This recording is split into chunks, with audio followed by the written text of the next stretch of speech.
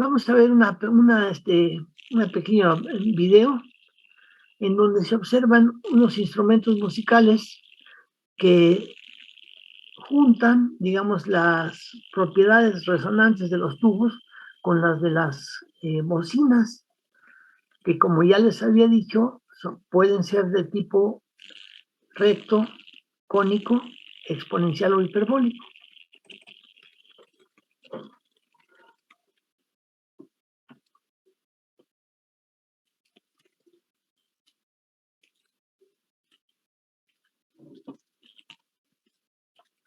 ¿Sí están oyendo, verdad?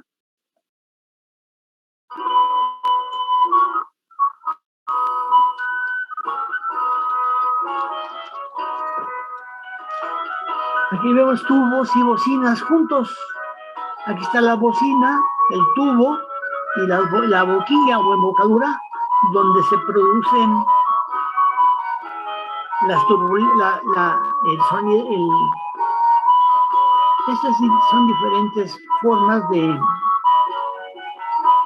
instrumentos hechos de madera, de metal o de hueso. Aquí se trata de observar instrumentos musicales. Esa es una gaita, que son muy antiguos, se vienen utilizando desde hace muchísimo tiempo.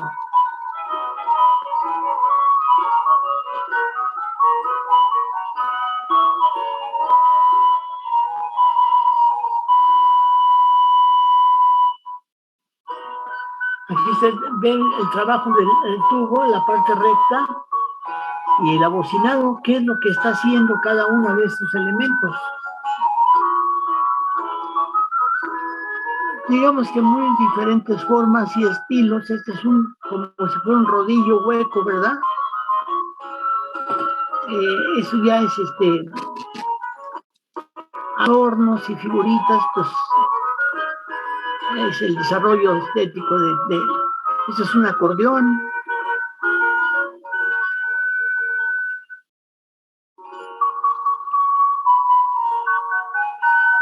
Se viene siendo un instrumento de aire.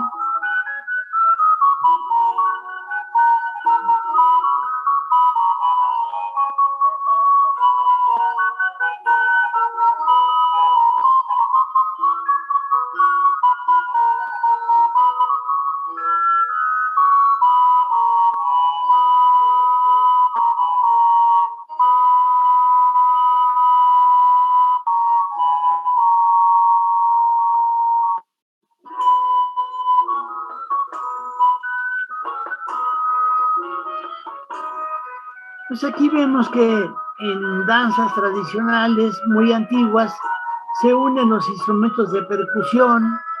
Ahí estamos escuchando una especie de pandero con flautas tocando temas que se antojan así como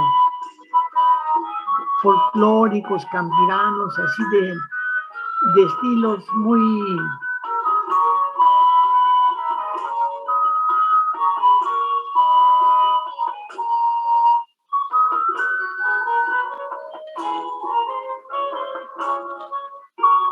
Ese es un tambor.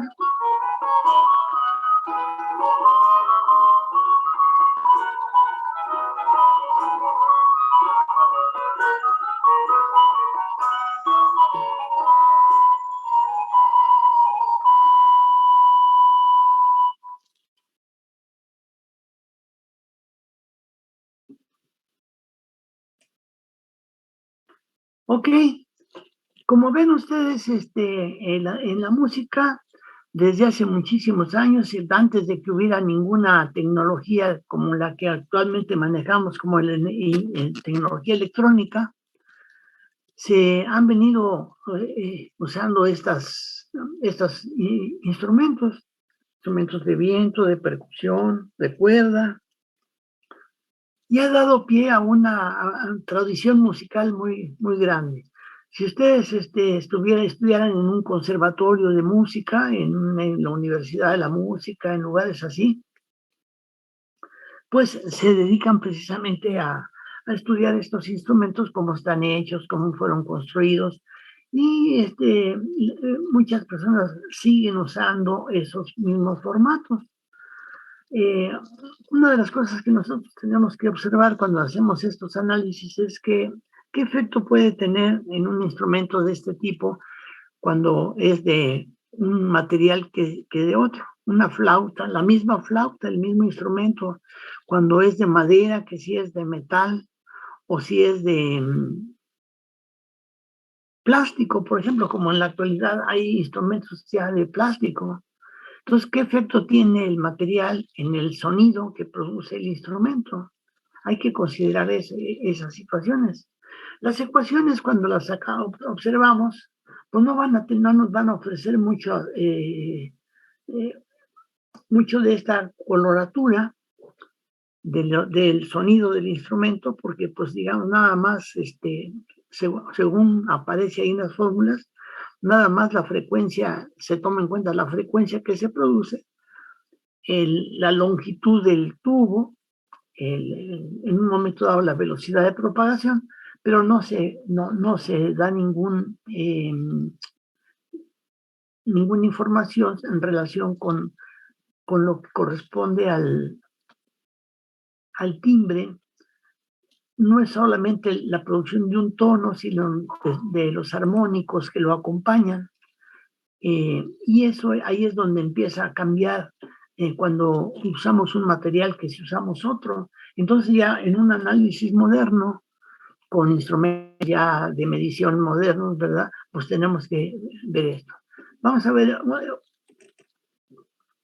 esto en otra exposición, porque cuando vemos la teoría, como viene en el libro, así en el caso del libro de Shams, ¿verdad? Pues nada de esto se puede apreciar.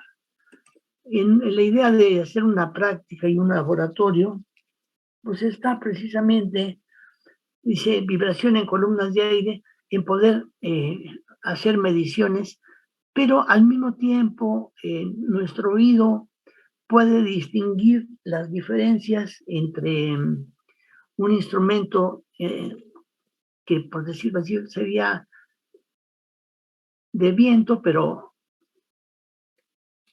una flauta, pero que al cambiar el material del que está hecho, ¿qué efecto tiene? ¿Qué es lo que va a pasar con eso? ¿Cómo lo podemos apreciar en mediciones? Bien, según la teoría que observamos en los libros, ¿verdad? Yo puedo tener los tubos, aquí está cerrado por un extremo y abierto por el otro. Esa es la condición de resonancia para un tubo cerrado y abierto. Nada más aparece la longitud aquí, ¿verdad? Y me dice que yo voy a tener resonancia cuando usted tenga un nodo en este extremo y un antinodo en este extremo. Esto va a funcionar para los armónicos 1, 3, 5 y 7 en este tipo de tubo. Dice, el extremo cerrado de un tubo debe ser un nodo de desplazamiento. Este es el nodo, aquí está N de nodo de desplazamiento, porque aquí como topa contra el tubo cerrado, aquí se ve eso. Y de este lado va a haber el extremo abierto de un tubo debe ser un antinodo de desplazamiento.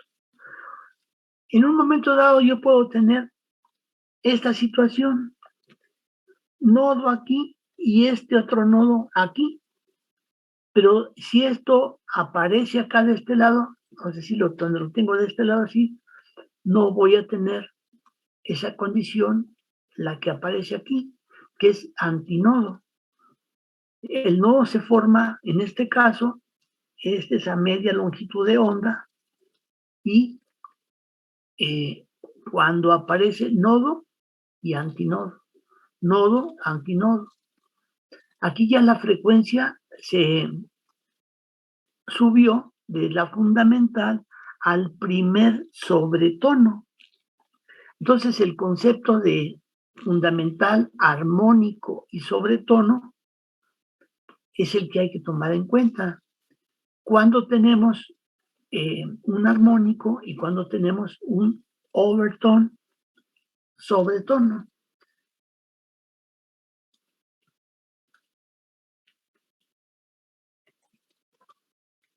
Aquí tendríamos la fórmula Fn sería N por B, que es la velocidad del sonido en el aire. B, la velocidad del sonido en el aire, entre 4L. Pero dice para cuando N vale 1, 3, 5, 7, nada más para los impares. En el caso de que entonces el tubo cambia y ahora lo tengo abierto y abierto por los dos lados, ¿verdad? Dice, tengo el tubo abierto, una columna de aire que vive en un tubo abierto en ambos extremos debe estar limitada por antinodos de desplazamiento. Estos son los antinodos de desplazamiento y entonces el nodo cambia aquí. Aquí voy a tener la fundamental y sus sobretonos van a ser el número 1, 2, 3 y 4. En el anterior, nada más vibran, tiene resonancia los impares. Aquí aparece Fn igual a N, B entre 2L, el otro era 4L, y aquí es 2L. L es la distancia, pero no me da ninguna información, no me dice, no me da ninguna idea de qué material está hecho, del material que sea. ¿Qué efecto tiene si esto es más grande que esto? ¿A poco esto, yo me puedo preguntar, ¿a poco esto cumple si el tubo mide 10 metros de longitud, de área aquí, ¿no? Esto si hiciera un tubo grandote y aquí cortito, ¿tendría esa resonancia? Pues quién sabe, eso es lo que tenemos que experimentar, ¿no? Porque las ecuaciones diferenciales no me dan idea de eso. Aquí estamos hablando de la forma de propagación del sonido y en dónde vamos a encontrar una resonancia. Lo que pasa es que para que pudiéramos tener esta amplitud en un momento dado, si esto se hiciera más grueso, ¿verdad? Pues la amplitud de la onda que entre por ahí, pues tiene que ser muy grande. Eso ya es en términos prácticos. En términos prácticos, tendríamos, ¿cómo voy a observar esto yo? Yo no puedo ver ahí, que la onda ¿cómo es que se hizo así? Esto es una forma de observar de predecir en dónde se van a formar esos tonos, porque sabemos que aquí va a actuar una onda longitudinal.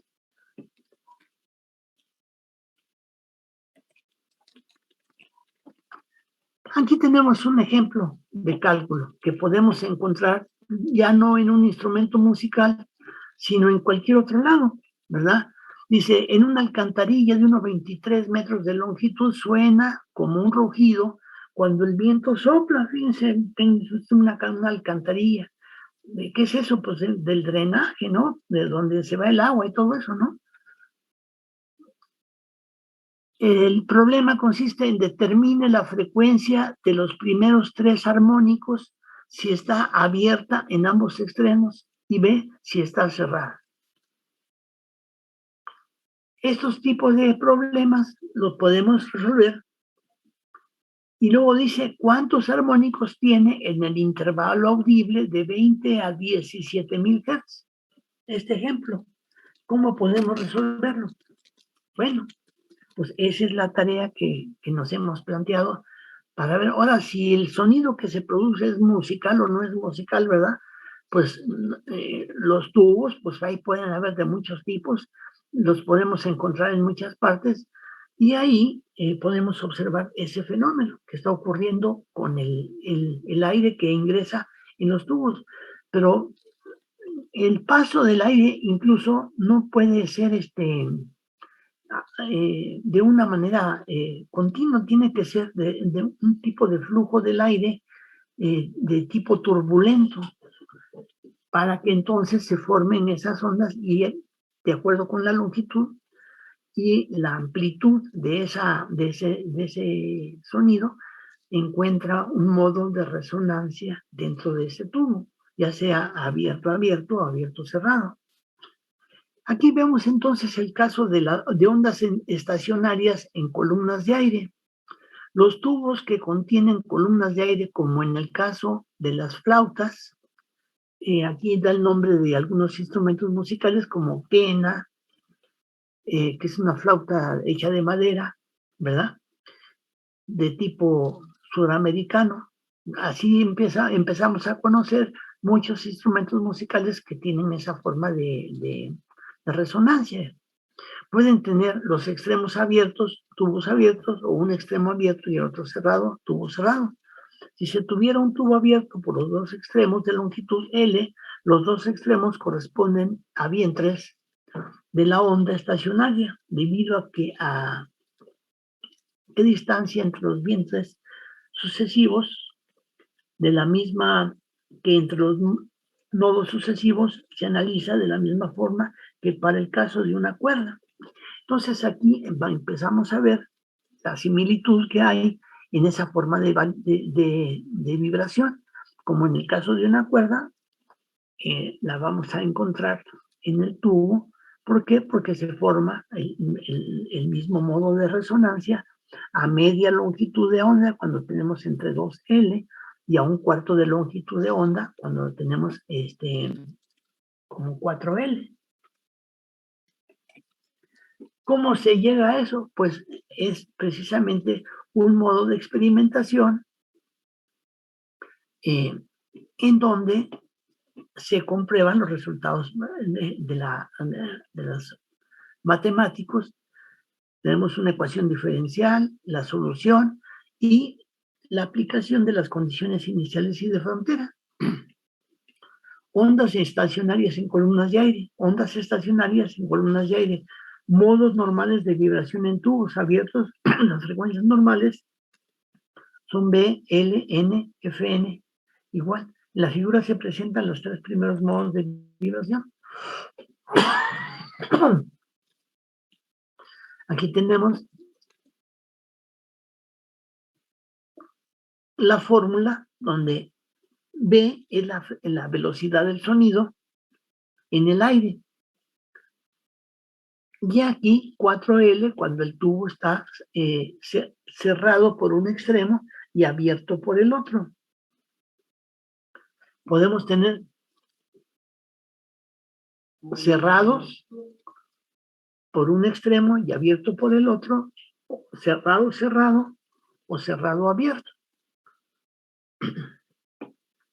Hay que seguir ese y ver dónde se forman los nodos. Video dice de cómo hacer un instrumento.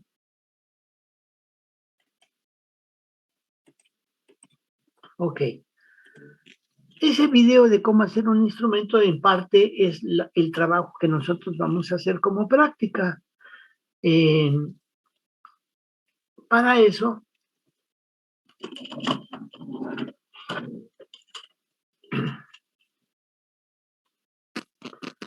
vamos a ver un instrumento hecho con tubos que se llama zampoña.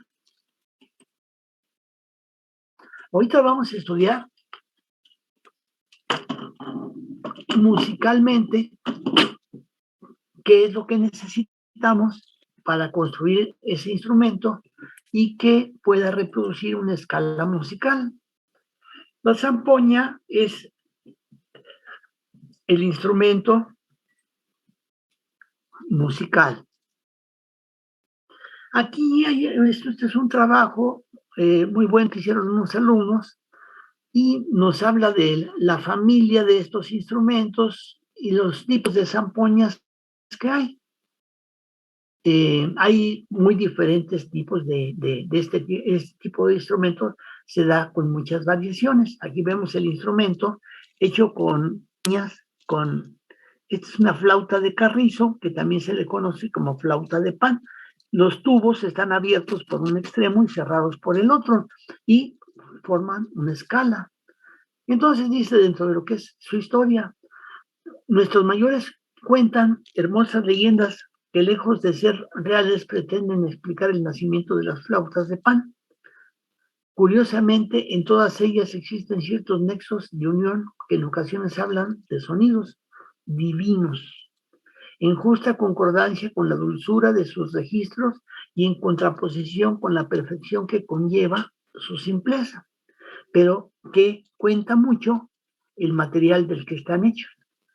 No solamente es que el tubo tenga una longitud determinada o el área de su sección transversal, sino el material del que está hecho. Aquí el investigador musical quiere investigar qué es lo que está pasando con el material del que está hecho, si es madera, si es metal, si es hueso, si es plástico, qué va a pasar con el sonido, con ese sonido. Va a haber la misma producción de armónicos, sobretonos, qué es lo que va a pasar cuando cambiemos de material. La flauta de pan es un instrumento de origen incierto, remontándose su existencia en el tiempo muchos siglos atrás. Tallas, esculturas, grabados, relatos y pinturas evidencian su presencia en culturas ancestrales muy diversas, que lo catalogan como uno de los primeros aerófonos utilizados por el hombre. Aerófonos, se refiere a instrumentos aerófonos, instrumentos de aire, como les decía, flautas, cornetas, trompetas. Estos vienen siendo de los más primitivos que han sido encontrados mucho antes de que a alguien se le hubiera ocurrido que había alguna relación matemática entre las dimensiones del instrumento con el sonido que produce. Su empleo es general, igualmente versátil, vinculándose en algunas culturas a los ritos ceremoniales o religiosos, que en otras, usando como instrumento pastoril.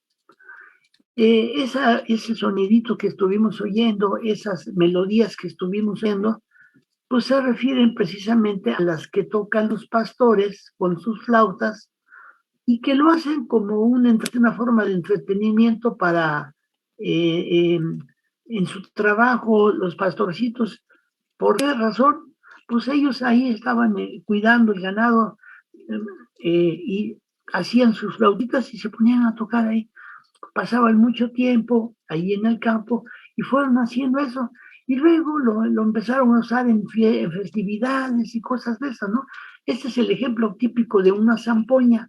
Aquí tenemos entonces la longitud del tubo, va a, estar, va a ser lo que particularmente determina la resonancia. Pero si es cerrado aquí y abierto acá, entonces aquí vamos a tener un nodo y aquí vamos a tener un antinodo en el extremo, cuando se tiene la fundamental o cuando vibran aquí los diferentes armónicos o sobretonos. Hay que entender entonces el concepto musicalmente. Hay una diferencia entre tener armónicos y sobretonos, que va a determinar eso, las condiciones de vibración que tenga el instrumento.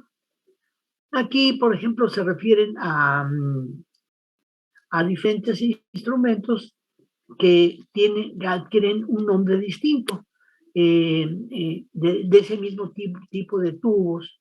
Chuli, malta, zanca, toyo, chuli, malta, bueno, así. En este trabajo, pues es muy musical, ¿verdad? La investigación que se hace y de cómo se construye. Porque, digamos, en los constructores de estos instrumentos, seleccionan los materiales de la naturaleza. Toman, digamos, flautas de carrizo, de diferentes tipos de carrizo, y van construyendo sus instrumentos para poder hacer que toquen una escala musical. en la región andina de Bolivia y Perú es donde aparecen los principales,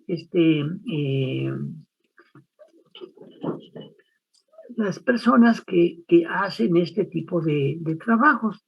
Y ya se ha vuelto una tradición tan grande que lo tocan en muchas festividades, ¿no? Muchas personas. Entonces aquí viene la afinación que va a tener esa zampoña.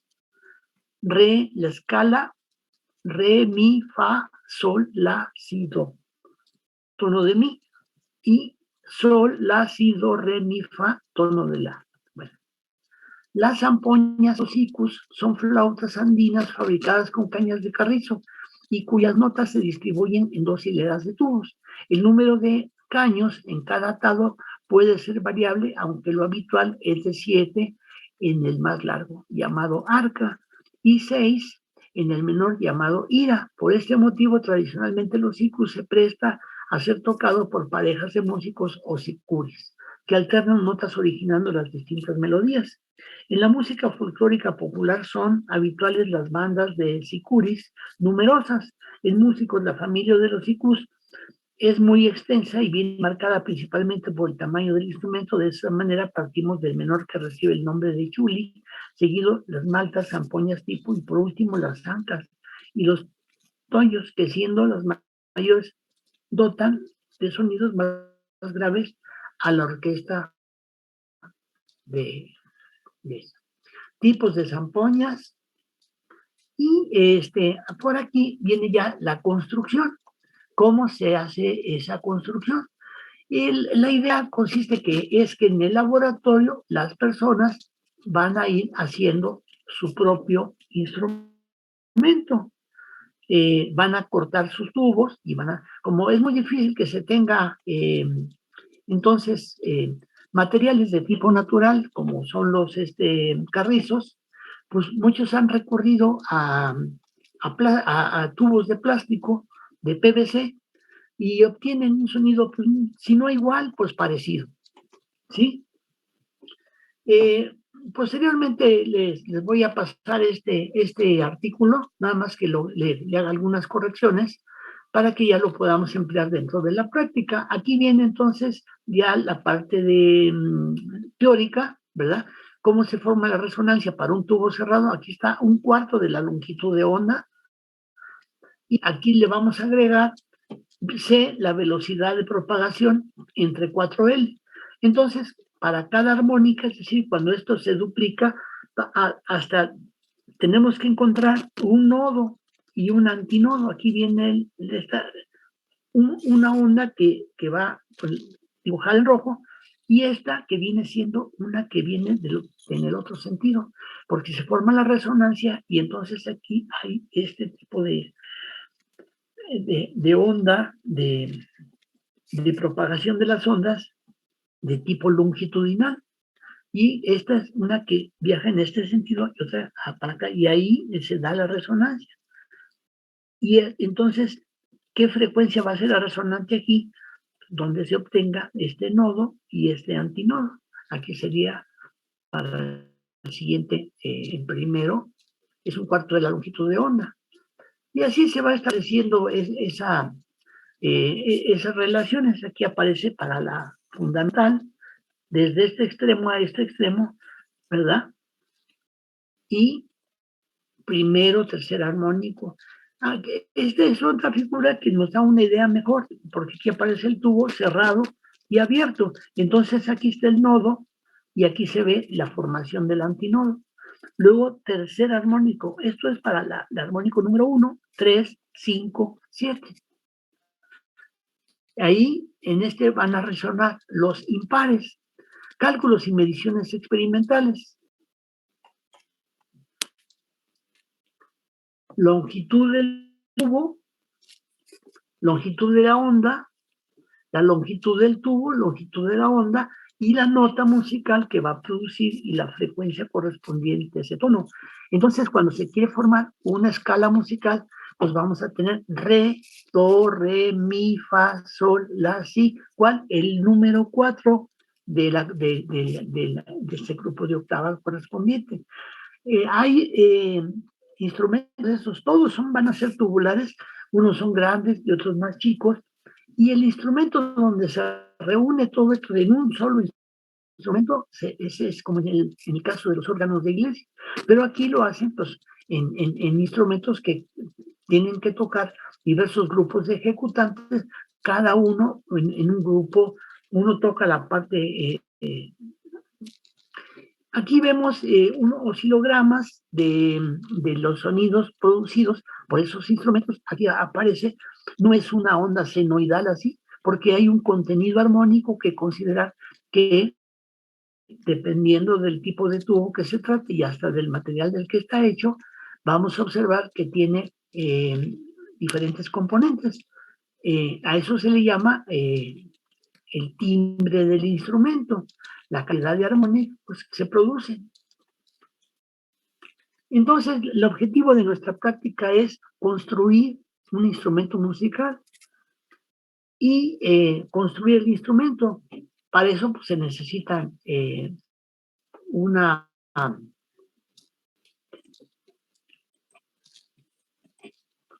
¿Todavía andan por ahí, compañeros? ¿Todavía están Sí, por profe. ahí? Bueno.